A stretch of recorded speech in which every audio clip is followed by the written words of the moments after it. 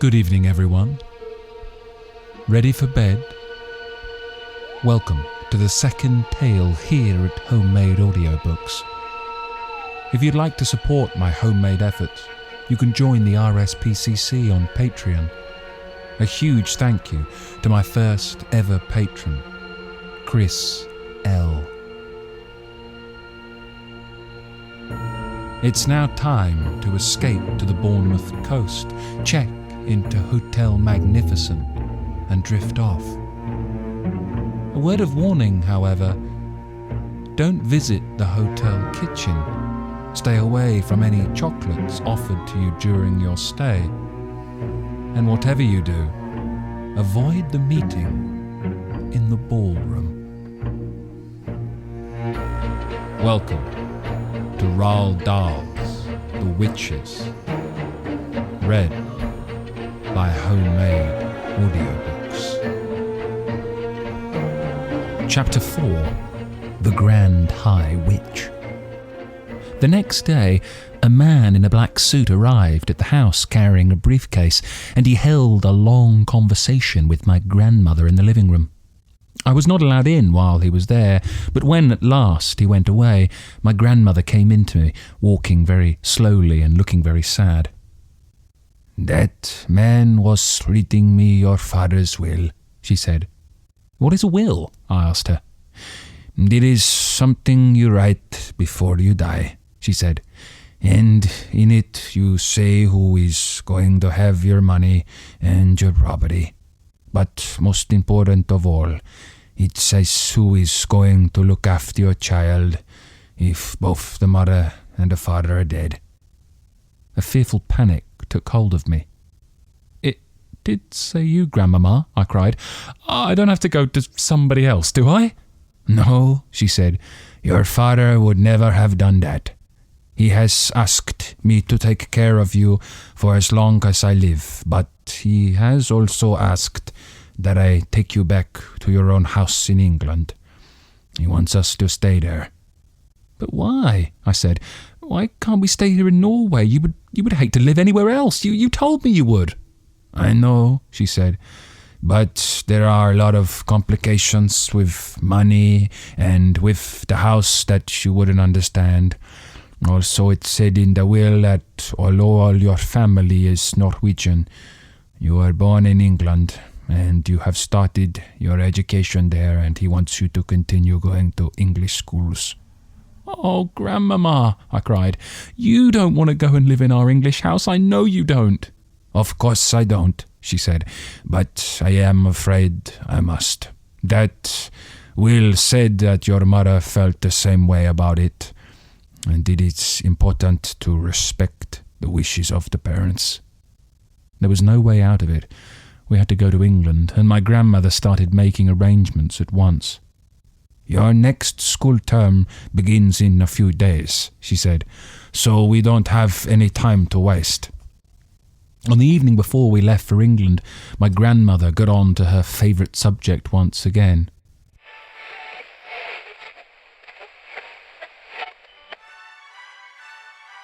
"There are not as many witches in England as there are in Norway," she said. "I'm sure I won't meet one," I said. "I sincerely hope you won't," she said, "because those English witches are probably the most vicious in the whole world." As she sat there smoking her foul cigar and talking away, I kept looking at the hand with the missing thumb. I couldn't help it. I was fascinated by it, and I kept wondering what awful thing had happened that time when she had met a witch. It must have been something absolutely appalling and gruesome, otherwise she would have told me about it. Maybe the thumb had been twisted off, or perhaps she had been forced to jam her thumb down the spout of a boiling kettle until it was steamed away. Or did someone pull it out of her hand, like a tooth? I couldn't help trying to guess. "Tell me what those English witches do, Grandmama," I said. "Well," she said, sucking away at her stinking cigar, "their favourite ruse is to mix up a powder that will turn a child into some creature or other that all grown-ups hate." "What sort of a creature, Grandmama?" "Often it's a slug," she said. A slug is one of their favorites. Then the grown-ups step on the slug and squish it without knowing it's a child. Oh, that's perfectly beastly, I cried.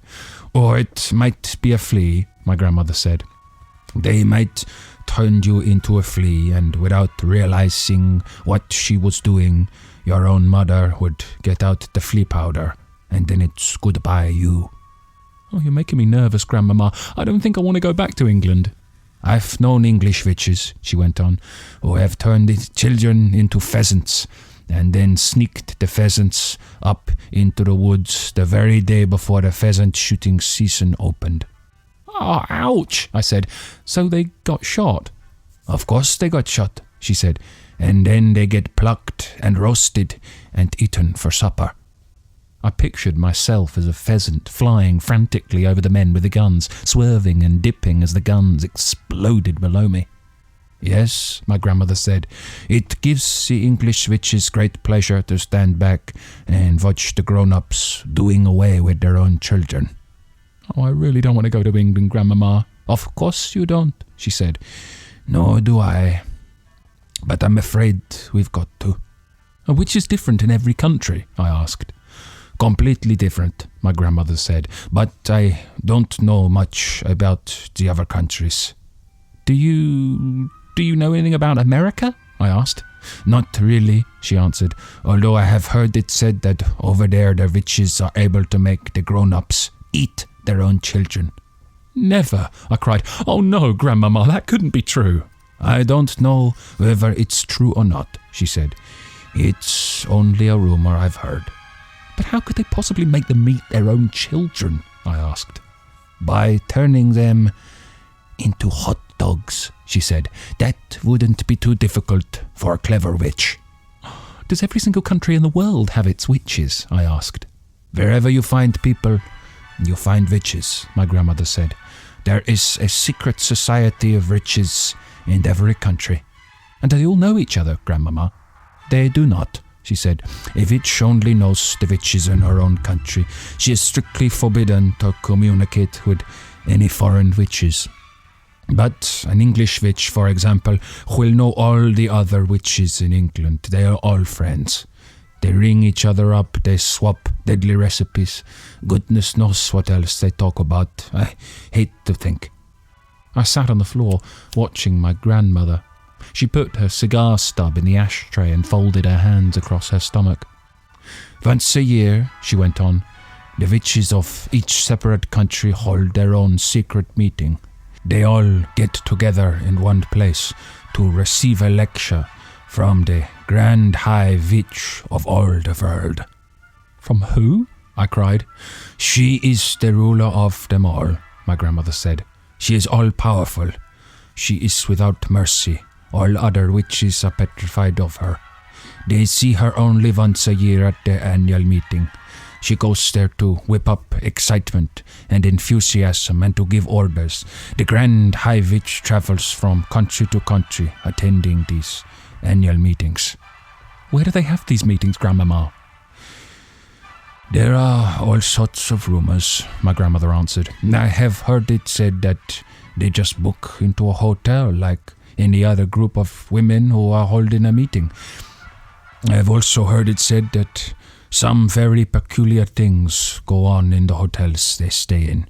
It is rumored that the beds are never slept in, that there are burn marks on the bedroom carpets, that toads are discovered in the bathtubs, and that down in the kitchen, the cook once found a baby crocodile swimming in his saucepan of soup. My grandmother picked up her cigar and took another puff, inhaling the foul smoke deeply into her lungs. Where does the Grand High Witch live when she's at home? I asked. Nobody knows, my grandmother said. If we knew that, then she could be rooted out and destroyed. Witchophiles all over the world have spent their lives trying to discover the secret headquarters of the Grand High Witch. What is a witchophile, Grandmama? Oh, a person who studies witches and knows a lot about them, my grandmother said. Are you a witchophile, Grandmama? Oh, I'm a retired witchophile, she said. I am too old to be active any longer, but When I was younger, I traveled all over the globe trying to track down the Grand High Witch. I never came even close to succeeding." "Is she rich?" I asked. "She's rolling," my grandmother said, "simply rolling in money. Rumor has it that there is a machine in her headquarters which is exactly like the machine the government uses to print the banknotes you and I lose. After all, banknotes are only bits of paper with special designs and pictures on them. Anyone can make them who has the right machine and the right paper. My guess is that the Grand High Witch makes all the money she wants, and she dishes it out to witches everywhere." "What about foreign money?" I asked. "Those machines can make Chinese money if you want them to," my grandmother said. "It's only a question of pressing the right button." "But Grandmama," I said, "if nobody has ever seen the Grand High Witch, how can you be so sure she exists?" My grandmother gave me a long and very severe look. "Nobody has ever seen the devil," she said, "but we know he exists." The next morning, we sailed for England, and soon I was back in the old family house in Kent, but this time with only my grandmama to look after me. Then the Easter term began, and every weekday I went to school, and everything seemed to have come back to normal again. Now, at the bottom of our garden, there was an enormous conker tree, and high up in its branches, Timmy, my best friend, and I had started to build a magnificent treehouse. We were able to work on it only at the weekends, but we were getting along fine. We had begun with the floor, which we built by laying wide planks between two quite far apart branches and nailing them down. Within a month, we had finished the floor. Then we constructed a wooden railing around the floor, and that left only the roof to be built. The roof was the difficult bit. One Saturday afternoon, when Timmy was in bed with flu, I decided to make a start on the roof, all by myself. It was lovely being high up there in that conker tree, all alone with the pale young leaves coming out everywhere around me. It was like being in a big green cave, and the height made it extra exciting. My grandmother had told me that if I fell I would break a leg, and every time I looked down I got a tingle along my spine. I worked away, nailing the first plank on the roof. Then suddenly, out of the corner of my eye, I caught sight of a woman standing immediately below me. She was looking up at me and smiling in the most peculiar way. When most people smile, their lips go out sideways. This woman's lips went upwards and downwards, showing all her front teeth and gums. The gums were like raw meat. It is always a shock to discover that you are being watched when you think you are alone. And what was this strange woman doing in our garden anyway? I noticed that she was wearing a small black hat, and she had black gloves on her hands, and the gloves came nearly up to her elbows. Gloves. She was wearing gloves. I froze all over. I have a present for you, she said, still staring at me, still smiling, still showing her teeth and gums. I didn't answer. Come down out of that tree, little boy, she said, and I shall give you the most exciting present you've ever had. Her voice had a curious rasping quality. It made a sort of metallic sound, as though her throat was full of drawing pins. Without taking her eyes from my face, she very slowly put one of those gloved hands into her purse and drew out a small green snake. She held it up for me to see. It's tame, she said. The snake began to coil itself around her forearm. It was brilliant green. If you come down here, I shall give him to you, she said. Oh, Grandmama, I thought. Oh, come and help me. Then I panicked. I dropped the hammer and shot up that enormous tree like a monkey. I didn't stop until I was as high as I could possibly go, and there I stayed, quivering with fear. I couldn't see the woman now. There were layers and layers of leaves between her and me. I stayed up there for hours, and I kept very still. It began to grow dark. At last I heard my grandmother calling my name. "I'm up here," I shouted back. "Come down at once," she called out. "It is past your supper time." "Grandmama," I shouted, "has that woman gone?" "What woman?" my grandmother called back. "The woman in the black gloves." There was silence from below. It was the silence of somebody who was too stunned to speak. "Grandmama," I shouted again. "Has she gone?" "Yes," my grandmother answered at last. "She's gone. I'm here, my darling. I'll look after you. You can come down now." I climbed down. I was trembling. My grandmother enfolded me in her arms. "I've seen a witch," I said. "Come inside," she said. "You'll be all right with me." She led me into the house and gave me a cup of hot cocoa with lots of sugar in it. "Tell me everything," she said. I told her. By the time I had finished, it was my grandmother who was trembling. Her face was ashy grey, and I saw her glance down at that hand of hers that didn't have a thumb. "You know what this means," she said. "It means that there is one of them in our district. From now on, I'm not letting you walk alone to school." "Do you think she could be after me specially?" I asked. "No," she said, "I doubt that. One child is as good as any other to those creatures." It is hardly surprising that after that I became a very witch-conscious little boy. If I happened to be alone on the road and saw a woman approaching who was wearing gloves, I would quickly skip across to the other side. And as the weather remained pretty cold during the whole of that month, nearly everybody was wearing gloves.